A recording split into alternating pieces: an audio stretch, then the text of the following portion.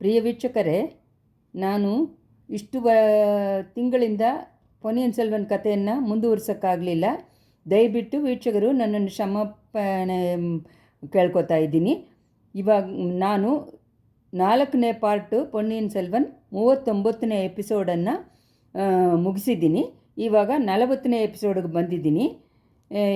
ಜನಗಳು ನನಗೆ ಎಲ್ಲ ಸೇರಿ ನನ್ನ ಚಾನಲಲ್ಲಿ ವೀಕ್ಷಕರು ಸಬ್ಸ್ಕ್ರೈಬ್ ಮಾಡಬೇಕು, ಲೈಕ್ ಮಾಡಬೇಕು ಅಂತ ಕಳಕಳಿಯಿಂದ ಕೇಳ್ಕೊತಾ ಇದ್ದೀನಿ.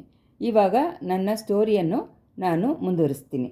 ಇವಾಗ ಮೊದಲು ಎಲ್ಲಿ ನಾವು ನಿಲ್ಲಿಸಿದ್ವಿ ಅಂದರೆ, ಸಂಬೂರೇರ್ ಮಾಳಿಗೆಗೆ ಕರಿಗಾಲನು ಅವನು ಗೆಳೆಯರ ಜೊತೆ ವಂದಿಯತೇವನ್ ಪಾರ್ಥಿಬೇಂದ್ರನ್ ಜೊತೆ ಸಂಬೂರೇರ್ ಮಾಳಿಗೆಗೆ ಬರ್ತಾ ಇದ್ದಾನೆ. ಅಲ್ಲಿ ಬಂದುಬಿಟ್ಟು ಅವನು ನಡ್ಕೊಳ್ಳೋ ಇದನ್ನು ನಾವು ಇವಾಗ ನೋಡೋಣ.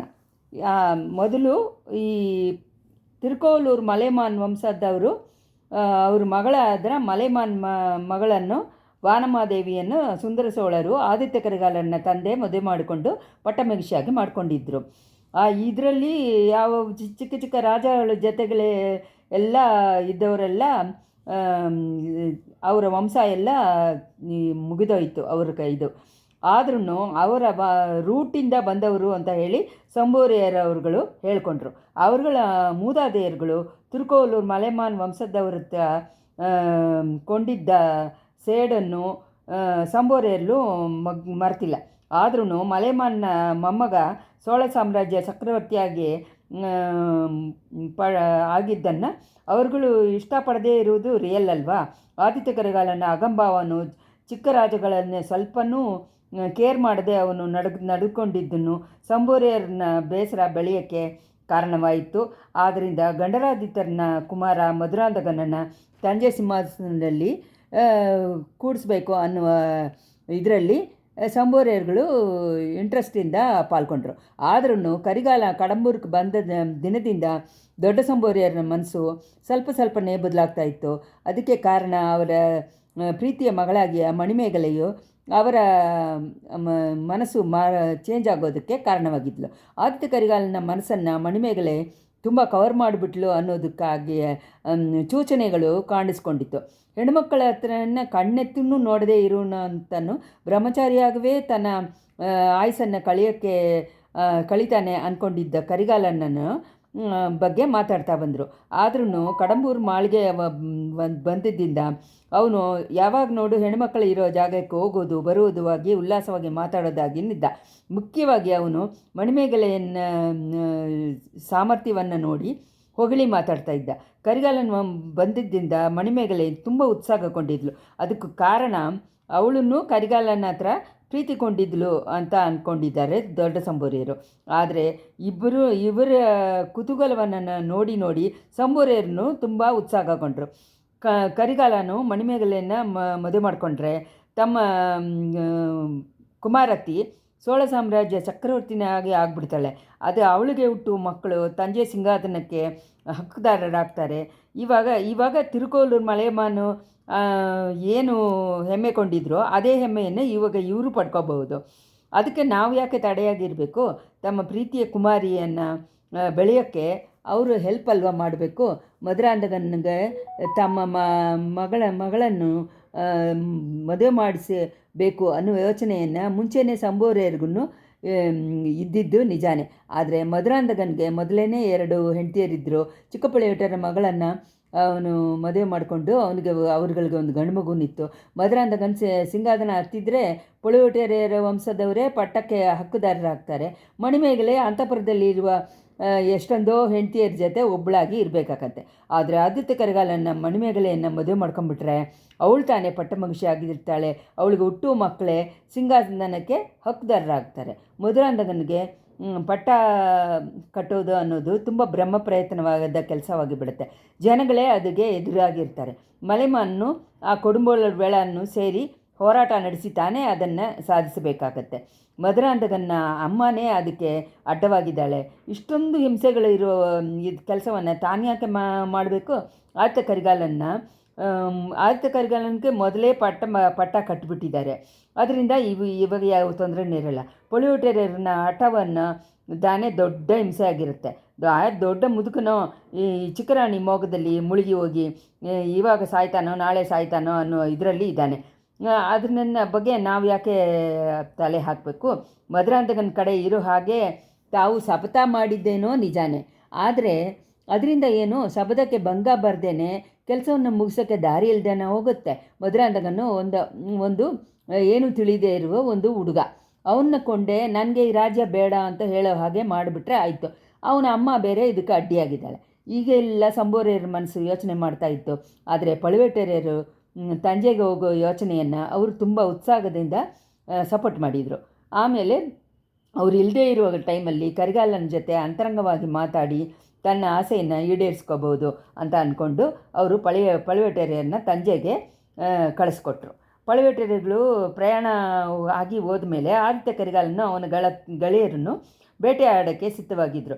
ಅವ್ರಗಳ ಜೊತೆ ಮಣಿಮೇಗಲೆಯನ್ನು ಬೇರೆ ಅಂತಃಪುರದ ಹೆಣ್ಣುಮಕ್ಕಳನ್ನು ಕಳ್ಸೋಕ್ಕೆ ಕೂಡ ಸಿದ್ಧವಾಗಿದ್ದರು. ಆದರೆ ಇದನ್ನು ನಡೆಯೋದೆಲ್ಲ ಬೇರೆ ದೃಷ್ಟಿಯಿಂದ ನೋಡ್ಕೊಂಬಂದ ಕಂದಮಾರ ಅದನ್ನು ಆಕ್ಷೇಪಣೆ ಮಾಡಿದ. ಕರಿಗಾಲನು ಮಣಿಮೇಗಲೆ ಹತ್ರ ತೋರಿಸಿದ್ದ ಶ್ರದ್ಧೆಯೆಲ್ಲ ನಂದಿನಿ ಹೀಗೆ ಬ್ಯಾಕ್ಗ್ರೌಂಡ್ ಅಂದ್ಕೊಂಡೆ ಅವನು ಗೊತ್ತಾಯಿತು ಅವನಿಗೆ. ಅದರಿಂದ ಕರಿಗಾಲನ ಮೇಲೆ ಅವನಿಗೆ ತುಂಬ ಬೇಸರ ಇತ್ತು. ಇದನ್ನೆಲ್ಲ ತನ್ನ ಅಪ್ಪನ ಹತ್ರ ಡೀಟೇಲ್ಡಾಗಿ ಹೇಳೋಕ್ಕಾಗಲ್ಲ. ಆದ್ದರಿಂದ ಬೇಟೆ ಆಡೋ ಕಡೆ ಹೆಣ್ಮಕ್ಳನ್ನು ಕರ್ಕೊಂಡೋಗೋದು ಹಿಂಸೆ ಅಲ್ವಾ, ಇವ್ರುಗಳನ್ನ ನೋಡ್ಕೊಳ್ಳೋದೇ ಒಂದು ಕೆಲಸವಾಗಿರುತ್ತೆ. ಅದರಿಂದ ಅದು ಅಲ್ಲದೆ ಮಳೆ ಬರೋ ತಿಂಗಳು ಇದು.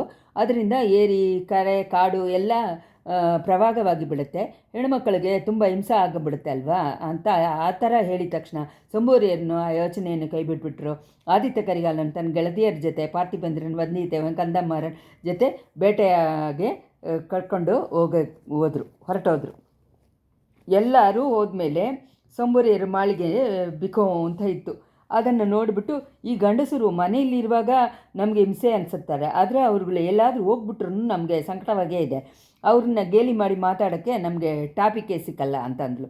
ಹೌದು ಅಕ್ಕ, ನಾವು ಜೊತೆಗೆ ಬೇಟೆ ಆಡೋಕ್ಕೆ ಹೋಗಿರ್ಬೋದು. ನನಗೆ ಬೇಟೆ ನೋಡೋಕ್ಕೆ ಇಷ್ಟ ಜಾಸ್ತಿನೇ.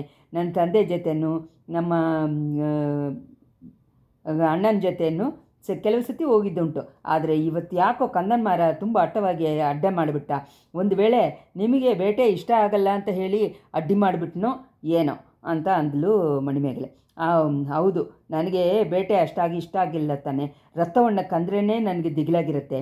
ಆದರೆ ಕಂದಮ್ಮಾರ ಅದಕ್ಕೆಲ್ಲ ಹೇಳಿಲ್ವೇ, ನಿನ್ನನ್ನು ನಿಮ್ಮ ಮನೆಗೆ ಬಂದಿದ್ದ ಅತಿಥಿಯರನ್ನು ಒಬ್ಬರನ್ನು ಬೇರೆ ಮಾಡಿ ಇಡೋದಕ್ಕೋಸ್ಕರನೇ ಅವನು ಆ ಥರ ಅಡ್ಡ ಮಾಡಿಬಿಟ್ಟ ಅಂತ ಹೇಳಿದರು ನಂದಿನಿ.